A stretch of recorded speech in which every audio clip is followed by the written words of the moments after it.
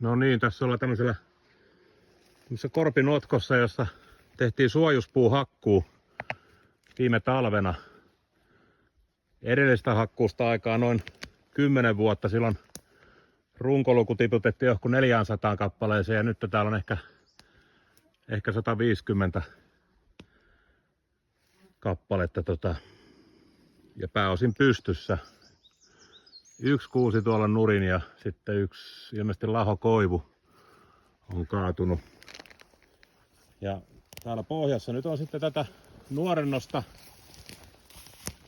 Tämän takia tähän projektiin niin kuin lähdettiin. Tää ei ole vanhaa, kun lähtee näin nätisti juurineen pois. Ja sitä on ihan mukavasti täällä pohjassa. Ei oikein näytä miltään, pikkusen on niinku kellertäviä jopa nämä kuusentaimet täällä nyt. Ne on tietysti valoa nyt saanut enemmän kuin mihin ne on tottunut. Mielenkiintoista seurata, että onnistuuko tämä luontainen uudistaminen nyt sitten tällä menetelmällä.